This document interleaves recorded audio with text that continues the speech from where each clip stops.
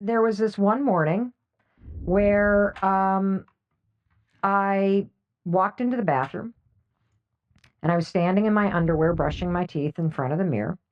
And I looked up at the mirror and my first thought was, ugh. I noticed that my jowls were starting to look like saddlebags on a pack horse at the Grand Canyon.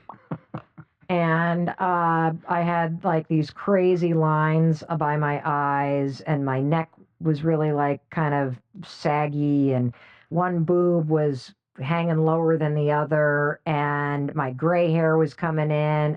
And as soon as I started kind of critiquing my thoughts or my looks and appearance, then my mind, Rich, started going, fuck, I didn't get that email back to that person. And I got that presentation I need to do. And my God, did that speech just cancel again? What the am I going to do? And then I look down and the dog needs to be walked. And then I think, I got a Zoom call in 9 minutes. Like, I got to get my shit.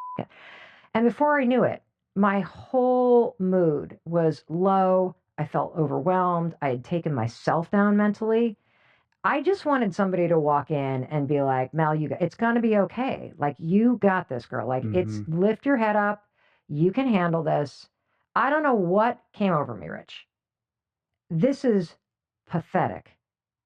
But standing there in my underwear in front of my bathroom sink, I raised my hand and high-fived my reflection. And I cracked a smile because it's so fucking corny. I even thought of that guy, Stuart Smiley, from the SNL skits. Remember that? I'm nice, I'm kind, people like me. Went on with my day. That was it. Snapped a photo, though. No, not that one. Oh, not that one. Not the first time. And then I kept doing it. I did it probably for a week or two. And here's the weird thing about it. I started when I woke up after doing this high-five your own reflection in the mirror thing. I actually started to feel like I was looking forward to it. And here's why. You know, I've spent a lifetime, just like you, standing in front of the mirror. And what I realize now is that when I'm standing in front of a mirror, I'm either critiquing or picking myself apart, or I'm ignoring myself. And when you start to high-five your own reflection, it starts to build a partnership within you, with yourself. When you walk into the bathroom and you see your reflection and you've been greeting it, it's like seeing another person. It's the strangest thing. You start to realize how often you fucking ignore or destroy yourself when you see yourself or beat yourself up. And here's what's also crazy. You have a lifetime positive association with high-fiving other people. Sure. As a runner, as a racer, you have gotten so many high fives, Rich. What does a high five say to you when somebody gives you one? You feel seen, you feel appreciated, you feel energized by it, and it's an exchange of energy. It's not the same, and you talk about this in the book, it's not the same as like self-talk because there's a participation involved in it. There's like a communion aspect to it. Yeah. And, you know, if you think about it, you're so good at celebrating, seeing, and cheering for other people in your life. You plan birthday parties, you reach out to people when you're worried about them, you help out colleagues, you cheer for your favorite sports teams, you high-five people like Rich as they're running races past you, you buy people's merchandise, you do all kinds of stuff for other people, but nobody's taught you how to do it for yourself. In fact, the reason why it feels fucking weird to high-five your own reflection is because you've been taught to do the opposite.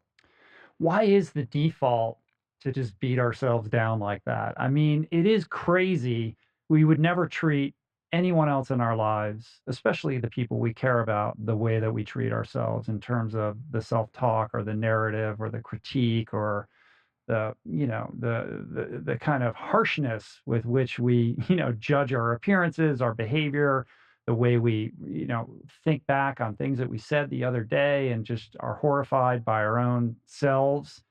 And I don't know if it's everybody. Everybody. Most people. Except for Buddhists. I mean, I think that they're like if you're a big practicing Buddhist, that's a monk. Right. That's like just why can't the default be the good things though? Well, why is it wired that way? There's cognitive bias. There's a bias towards negativity. And it's a protection mechanism that's a default from evolution, that if you remember the bad shit, you're more likely to spot it when it happens in the future. So you can avoid it. And here's where I think it begins. I believe my theory is that it begins two places. Either you, or that could be both actually, you either learned the pattern of beating yourself up because you had parents or caregivers that were hard on themselves or hard on you.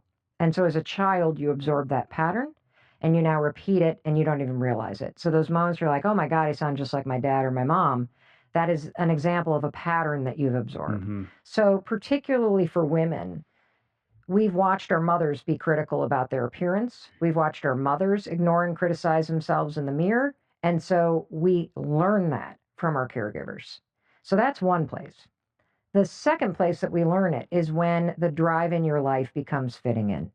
Fitting into groups in elementary, middle, high school, college, your neighborhood. That feels safe when you fit in. When you feel like you don't belong, you immediately go into a protection mechanism. And I believe a lot of the negative self talk is a sorting hat type of mentality that we do to ourselves, going, I can't be with those people. I can't be with those people. It's safe to be with those people. And you start to see yourself and the world around you as places where you belong and places where you don't.